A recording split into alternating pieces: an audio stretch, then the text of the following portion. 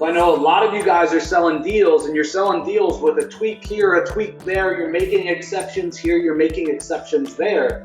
Folks, that doesn't work at scale, right? When you're bringing on 10, 15, 20 customers a week, or for some of you guys, it would be in a month, and your fulfillment team, you have to communicate all these tweaks and changes with, and they have to communicate it to, right? All your product managers, your fulfillment managers have to communicate it to everybody on the team.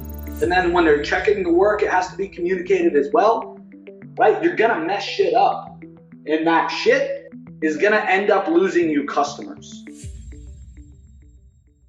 Welcome to Show Me the Nuggets, where each week Joe chats with world-class entrepreneurs to find out the key principles, strategies, and processes that lie behind their outstanding achievements. Now, your host, the no-bullshit serial entrepreneur, Joe Troyer. What I want to offer you now is the 13 rules every product must fit. All right, so first and foremost, number one is in every single offer, we need to be able to sell the offer to most, if not all of the market or markets that we decide to go after. It's a big mouthful. As I sat at Funnel Hacking Live, I took a picture and I posted it on Twitter and I think on LinkedIn. There's a picture of me doing a selfie with the entire crowd of 5,000 people behind me. And in that post, I talked about my aha moment, right, was that none of my offers are big enough or wide enough. And what I really mean by that is that all of my offers to date, everything that I sell to an agency, and to be frank, guys, like, it's a little weird to talk about, but everything that I sell to you guys as well applies to a percentage of a percentage of a percentage of a percentage of the marketplace. And I used to think that that was really cool until I was surrounded by 5,000 people at Russell Brunson's event. And it all came sinking in. Holy shit, I'm missing the boat. So that has to change. Right? Like, I need a big, honking, sexy foot in the door offer that delivers amazing value, that everybody can see the value in, right? And that I can sell to every Tom, Dick, and Harry in the marketplace. And if I can do that, if I can just do that, and I can build a great value ladder, in terms of sales, it's fucking game over. I mean, it seems freaking obvious, but guys, like literally 10 years in the making, I've been shitting the bed, so to speak. I've been letting this one just pass me by. Rule number two is that each and every product has to stand on its own with the value that it drives. What I mean by that is if somebody kind of skips their way in the value ladder, and they skip option number one, and they buy option number two, right? Like what I want to sell after they buy number one. If they go directly, they skip go, they pass product offering number one somehow, and they buy number two, I want it to be able to stand on its own with value. I don't want them to have to purchase one to make two worthwhile, which then makes three worthwhile, okay? Each and every product needs to and must stand on its own with value. I see a lot of people packaging in and adding in. I got a bronze, I got a silver, I got a gold, but they're packaging in and they're adding in things that are, can I just say it? Shit, right? They're fluff. They don't work. They don't deliver results. They don't make you look good. And they definitely don't stand on their own. Rule number 3 of the 13 rules every product must fit is that it's got to be capable of being communicated with a big marketing idea. So this comes from my neighbor here, little southwest of me, Todd Brown. And if you guys don't follow Todd Brown, I would highly suggest it. We got a great interview with Todd Brown on the Digital Triggers site and on the YouTube channel. Just go back a ways to like the start of the channel. One of the first interviews that we did here at Digital Triggers was with Todd Brown. Todd is a brilliant copywriter and angles guy. And the thought process is that each and every product that you sell has to be able to be communicated with what he calls this quote unquote big marketing idea that makes it, your product, better than every other product in the marketplace, even if they're similar. So there's got to be some type of unique mechanism in the product that you can sell, right, with this big marketing idea so that you become the thought leader and you become the standard. You become the go-to. No. Jamie's product doesn't have the whiz bang, right? I'm going with Joe's because his has got the whiz bang, right? And that's what makes this whole thing work. It's that type of quote unquote big marketing idea, that type of big hook or angle that you need to really stand out. And if I'm going to go try to sell a product and I'm going to go try to compete in the marketplace, I'm going to need that big marketing idea so that I can grab the prospects like I'm fishing in a barrel. Boom, boom, boom, boom. Okay, so think about that unique mechanism and think about how you can communicate that in what Todd calls his big marketing idea. So again, if you're not familiar with that, a little studying that you guys can do, go look up Todd Brown on the Digital Triggers site or on YouTube. Fantastic resource there. Number 4, each and every product should add on value or enhance the value of our other products, right? So everything should be like doing multiplication, not just addition, if that makes sense. It's not just going to help it a little bit, it's going to help it a lot. Why is that important, guys? The value ladder, right? So 1 plus 1, I'm not interested in getting to 2. How do I have 1 plus 1 equals 5?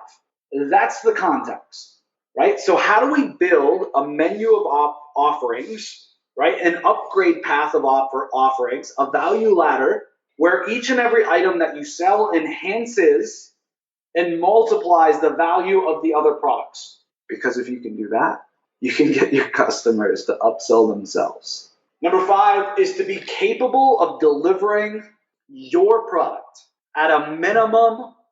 I should be getting a big fat thank you for this one. 75% margin. Way too many of you guys are running super skinny profit margins. It's no wonder you're not taking home the money that you should be. Right? Joe, I got a business doing 30 grand a month. Great, fantastic, you're crushing it. No, I'm taking home 3 grand a month. What the hell? So it is a rule. It is a rule. Rule number 5, that every product we can deliver at a minimum of a 75% margin. Why is this so important, guys? This isn't me being greedy. This is me being happy. This is my team being happy. This is us being able to fulfill and get amazing results, right? And this is me being able to scale. See, a lot of businesses get to 10, 15, 20 grand a month, even like the example that I gave, 30 grand a month as an agency, and then they just run into a wall. And a lot of times the reason is that margin. Number 6, you guys will love this one too. For all you fulfillment experts out there, and for all of you guys, sales guys that are selling custom off things, you're going to hate me for this one. Each and every product that you sell should be deliverable in a single process that does not require customization for each client. Now, does that mean if you're creating, banners that you can't change out the logo? No. What I really want you guys to get, though, is that the process doesn't get customized for each client, right? The process is the process. If the process is we're going to take the logo and apply it to the website, that's fine. Your process can't change. So I know a lot of you guys are selling deals, and you're selling deals with a tweak here, a tweak there. You're making exceptions here, you're making exceptions there. Folks, that doesn't work at scale, right? When you're bringing on 10, 15, 20 customers a week, or for some of you guys, it would be in a month, and your fulfillment team, you have to communicate all these tweaks and changes with, and they have to communicate it to, right? All your product managers, your fulfillment managers have to communicate it to everybody on the team. And then when they're checking the work, it has to be communicated as well, right? You're going to mess shit up. And that shit is going to end up losing you customers. So don't think that you're doing the customer a favor. When you make an exception to changing your process, right? When you agree, when you let a customer talk you into changing your process, you are doing them a disservice, not a favor, because you're going to shit the bed. Your team's going to mess up, and it's going to be your freaking fault. So when we do sales training, when I do sales training, we talk about selling with quality. And the goal of selling with quality is to ensure that one thing happens. When you take a prospect from a prospect to a customer, that they stick around once they buy, right? And that they're happy. One of the easiest and most surefire ways to screw that up and to not sell with quality is to make exceptions to the process. Yeah, no problem, I'll include that too. Or yeah, I know we don't actually do that, but I'll make it happen for you. It's gonna piss off your customer. You're gonna lose them. What's gonna happen when you don't sell with quality? You're gonna be onboarding people as fast as people are canceling and offboarding, which means your company isn't growing and you're running 100 miles an hour to not grow. Trust me, I've been there. It sucks. It really sucks. Completely spinning your wheels. Next, point number 7 is show long-term value for retention. I feel like a lot of people are in the agency market are selling things to local business owners that have short-term value. Right? So, hey, Mr. Customer, I'll help you get a bunch of reviews really quick. Great. How much is it going to cost? It's going to cost $1,000. And then they're like, why didn't that customer stick around? Everything should be delivering long-term value. And if you're delivering long-term value, you're going to have retention. Folks, at the end of the day, monthly billing, monthly recurring revenue is the thing that's going to make you able to exit and to leave your company one day, right? Without that, you can never leave. So I want you guys to understand that you are building a company that you can never leave. You can't ever get out of it. I mean, you can, but it's going to be ugly. Retention is the name of the game, right? Nobody wants to buy a business that doesn't have retention. So when we're building out the product and the value ladder, the suite of products that we're going to offer, we 100% have to be able to show and demonstrate the value, the return for retention, long term, not just in month 1. All right, so number 8, this is gonna ruffle some feathers. This is really gonna ruffle some feathers. My 8th criteria, my 8th rule, right, of the 13 rules every product must fit, is that each and every product has to be capable of being bought with a buy now button. Does it mean that they have to be bought with a buy now button? No, but they have to be capable of being bought with a buy now button. So let's unpack that a little bit. What does that mean? I believe that a lot of us, a lot of people in the industry have sold low ticket kind of front end products to get their foot in the door with a customer. I think it's a great way to blow up the number of customers that you have really fast. I think that the downside is that at scale is tough, right? And the reason that people do that is then to upsell into another offer. So me personally, I want to challenge that in my business, right? So I'm getting on a call to give away something, to then get on a call and upsell something. Just seems like a lot. I'm not saying a foot in the door offer is wrong, but if I really do a good job with 1 through 7, and I do a really good job on the other list of 1 through 6, if I really challenge myself, I challenge the big idea, I challenge the unique mechanism, I challenge the value ladder, right? And every other thing that we've walked through so far, shouldn't I be able to get them to buy now with a buy now button instead of having to jump on a consult or a phone call or a strategy call? If it's that good, if it really fits all of these rules, why? I see a lot of people in the industry zigging, and I believe that the money is made when you zag. I'm going to zag. So what I mean by that, I'll give you an example in the industry. I'm sure you guys can come up with other examples.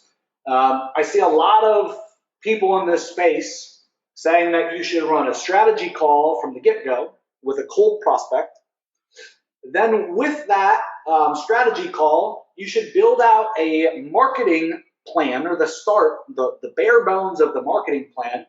And from there, right after that marketing plan is built out on this strategy session call, you get their help in building out the plan. Then you charge them 10 grand to help flesh out that plan for you. Not to do it, right? Not step by step, just to flesh it out, right?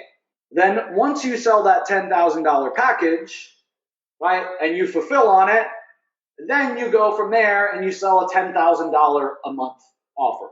Folks, that's what your competition is doing right now. That's what's being taught. That's what most quote unquote big successful agencies, or a lot of them, are doing. I believe that we can skip that. I believe that we can scale it. I believe that we can scale this whole thing, this whole agency, a whole lot faster if we follow the criteria that I've been through so far, right, and the rest of these 13, and we think about this truly being capable of being bought with a buy now button. That doesn't mean that we can't jump on a webinar to have people buy. That doesn't mean that we can't provide a foot in the door or value first. That doesn't mean that if we have a really good qualified prospect on the line and has one question, that we can't jump on the phone with them, right? So number 8, again, is that the product is capable of being bought or being sold with a buy now button. I think this one's worth its weight in gold.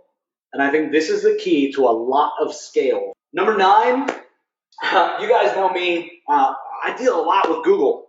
I love Google. I also hate Google. Right? It's a very much give, take, and a lot of take relationship, it seems like. Google is a big public company. They throw all of us the zoo, the pandas, the penguins, and the hummingbirds and everything else. With Google, you see them itching in and taking kind of market share, you could argue, away from agencies. Do I ever think that there won't be a need for agencies? No. Business owners aren't marketers, and they don't know what's happening. They're not up to speed. There will always be a need for people that understand what they don't. It's mostly just an education ploy. They haven't went through the hundreds of hours of education on marketing that you guys have, or the thousands of hours. So number 9 for me is a lot about fundamentals and not being able to be replaced by a Google, we will do it for you offer. Number 10, require no more than one client interaction per month. So outside of onboarding a customer, I don't believe that there's any time that you should need more than one client interaction per month. Take this from a guy that has sold huge whales, right? Spending $100,000 a month in PPC, $80,000 a month in PPC. Sold one gentleman that was doing about that across 2 different accounts, so double those numbers, right? In one sale, right? That's a freaking whale of a client. Trust me when I say there is no need for more than one client interaction per month. If both parties come to the table prepared, it will be an effective and efficient meeting. There are no reasons, quite literally, there are no reasons for calls at 3 o'clock in the morning. Frankly, that's bullshit, right? And we need to do a better job as agencies setting the proper expectations. Number 11 is we need to not be dependent on clients' actions. How many of you guys have products that you're selling right now, that you're onboarding customers for, that you literally can't onboard a customer, meaning you can't actually start doing work for them without them doing something? So let me get this straight. I just paid you X amount of dollars, and now you need me to do something else? How many tasks is it? I thought it was 1. I need to do 10 things. So think about how you can make that process as seamless as possible. And you need to not be dependent on your client's actions. So I'll give you an example of how we overcome some tricky scenarios like this. So what we're doing in 11 is once we sell a deal, the first thing that happens, we always get paid right away, immediately, right? So a deal doesn't get onboarded until we get paid. That should be obvious. Everybody should be falling in line with that, right?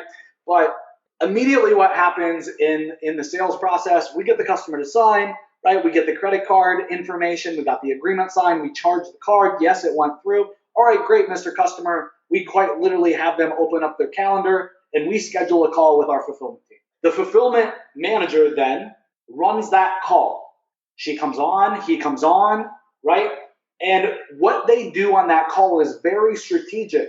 What we're doing is we're getting access to Facebook, we're getting access to Google, we're getting access to everything that we need access to, and we're doing it on the phone with the customer. Why? So when they send us their login, instead of actually having the onboard call, that they don't get the text message verification. They don't get the somebody from India is logging into your account, right? Somebody from the Philippines, somebody from, right, one of the outsourcers that we're using doesn't set off security metrics. For those of you guys that have scenarios like this, you know exactly what I'm talking about. And then your client goes, like, I'm paying you, a lot of money for this. Who's logging into my account? I thought you did this stuff. Guys, this makes some pretty sticky situations. And just the back and forth, even if your team's all in the States, let's take the outsourcing off the table. Your team's all in the States. Just onboarding a customer to run ads on any platform and get access to Google Analytics and install this tracking code and that tracking code and all that stuff, I challenge you guys that couldn't be done on one phone call in onboarding. Number 12 is that there has to be identifiable problems or opportunities that enable us to outbound prospect to what I call likely suspects. This simply means that I can find that if I'm going to sell PPC, that they're not using things that they should be, right? If they have a website, right, is it mobile optimized? If they're in Google My Business, is it verified, right? So I need to be able to find prospects that have problems. And guys, all problems are really opportunities. They're opportunities for you as an agency to solve them, but they're also opportunities for the local business to get fixed, right? That will make them money, that will save them money. Every problem is a potential opportunity, okay? And so that's why I call them problem/opportunities, okay? But we need to have those triggers that we can find that make us able to outbound prospects to people that we can help. So many of you guys know that my messaging for all of my prospecting is, I know that you have this problem. I've helped other people do it. Here's proof. Would it be worth me helping you too? That's how complicated my sales message is. It's not hard. Number 13, guys, this is it. The 13 rules every product must fit. Number 13 is, of course, folks, be part of that larger value ladder. So if your product matches everything, the last criteria is, where do we stick it in the value ladder? And does this make sense? If it meets every other criteria, if it meets all the other 12 criteria, where does it fit? And does it fit? Or is there a conflict? Don't stick a product into your servicings, right? Into your value ladder haphazardly. Have this criteria. Thanks for tuning in and Show Me the Nuggets. If you've been enjoying the podcast and find our content helpful, please visit our Apple Podcast page, hit the subscribe button, and leave us a review. Joe and the whole team have been working hard to bring more value to the show. Your feedback will go a long way in helping us make the show better and reach a wider audience.